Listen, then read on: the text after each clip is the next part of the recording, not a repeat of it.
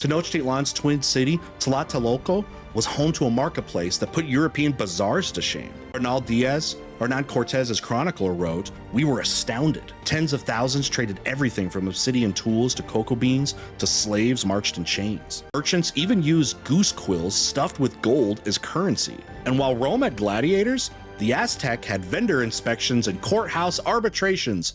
Elite traders traveled far and wide, some doubling as spies. They paid taxes, gave rulers intelligence, and climbed the social ladder. Moctezuma II, who met the Spanish with fatal politeness, lived in a palace with 300 rooms, exotic zoos, libraries, and botanical gardens. When nobles addressed him, they went barefoot, eyes down, calling him, quote, Lord, my great lord. He dined behind a screen like a sacred influencer and paraded underneath a feathered canopy, because subtlety is for the weak. After a new king was selected, usually the supreme general, he had to prove his worth through a coronation war. If he won, prisoners were sacrificed in a gory ceremony atop the Great Pyramid, blood flowing down the steps like some nightmarish champagne toast. With nearly 80 wards, the empire could raise about 30,000 soldiers at the drop of a headdress. Military orders, jaguar and eagle warriors donned beast-themed battle gear and indoctrinated youths in story-filled lodges. Even commoners could rise in status by catching 4 foes,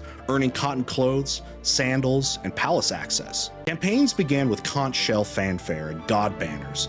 They progressed to armies of regulars, allies, and forcibly conscripted vassals. Some expeditions, flower wars, were basically supply runs for sacrificial altars. His reign was a public relations disaster, and 5 years later, he was allegedly poisoned, possibly by his brother Ahuitzotl, who overcorrected in the most Aztec way possible. Ahuitzotl's coronation featured the sacrifice of 20,000 captives. Priests ripped their hearts from chests with obsidian blades, flung corpses down temple stairs, and mounted skulls on racks. All this done with the utmost reverence, of course. Priests believed they were sustaining the cosmos.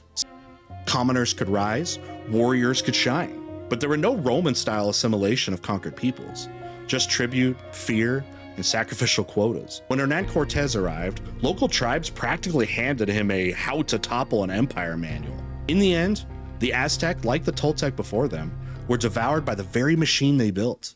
Their blood-soaked glory, forged through conquest and devotion, ultimately ensured their downfall, whether by Spanish steel or the fury of their own oppressed.